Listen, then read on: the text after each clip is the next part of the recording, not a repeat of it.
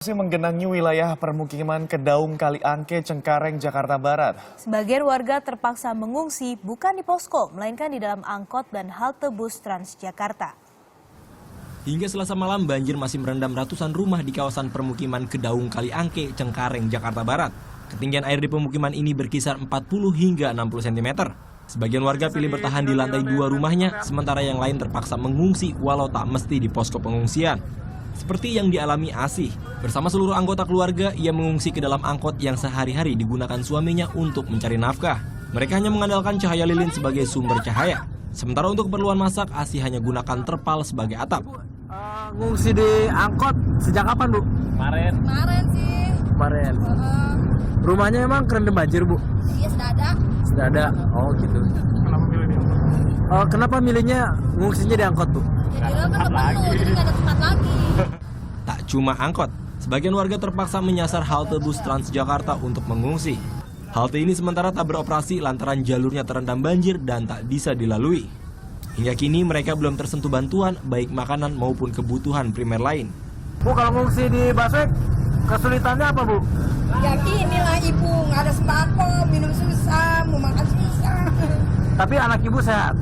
Ya ini baru bayangan nih. Hingga Selasa malam, banjir masih menggenangi Jalan dan Mogot, Jakarta Barat. Ruas jalan ini juga hanya bisa digunakan untuk satu jalur, yaitu dari arah Grogol menuju Cengkareng. Theo Hernarvandi melaporkan untuk Di sini listrik pun padam karena gardu listrik terendam air. Meski demikian, beberapa warga memilih untuk menetap dengan alasan menjaga keamanan rumah. Hingga Selasa sore tercatat ada 1.200 pengungsi.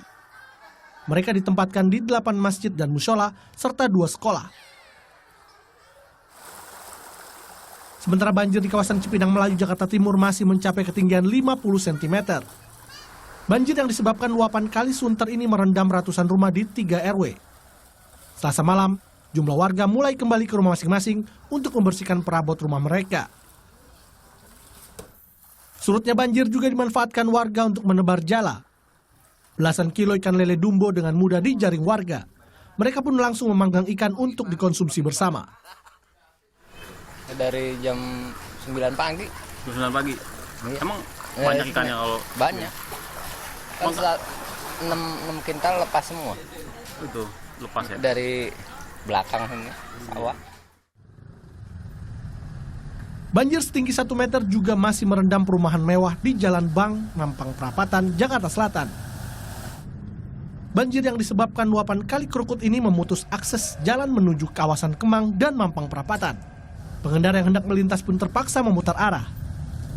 Sementara untuk membantu warga setempat menuju kediamannya, jasa antar gerobak pun disiapkan secara gratis. Terus kan kasian juga orang mau nyebrang gitu. Ya ngasihnya seikhlasnya gitu, nggak ngasih harganya udah ikhlasnya. Mau ke Bangka. Oh, Kita nyebrang doang sih. tinggal sini, Mbak? Iya. Jadi gimana, Mbak? Dengan adanya gerobaknya terbantu nggak? Ya lumayan sih. Lumayan ya? Daripada jauh-jauh.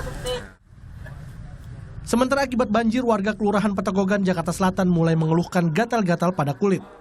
Mereka pun mengeluhkan kurangnya air bersih di lingkungan rumah mereka. Tim Liputan melaporkan untuk NET.